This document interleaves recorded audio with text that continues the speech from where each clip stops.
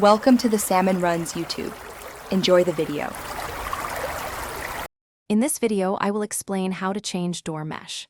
First, gather your essential tools: a utility knife, a spline roller, and your new mesh.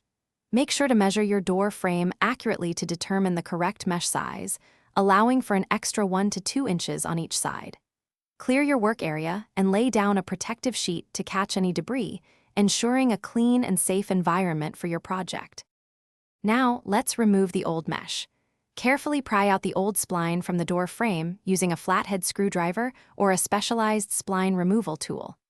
Once the spline is completely removed, gently pull out the old, damaged mesh.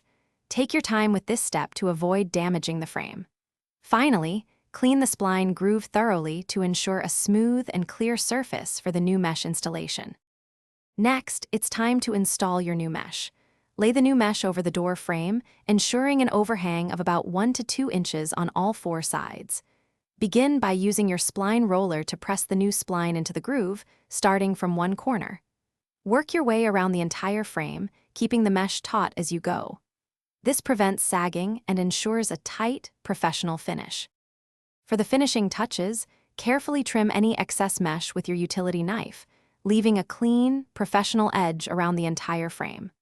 Double-check the spline for any loose sections or areas that aren't fully seated, and re-roll if necessary to secure it.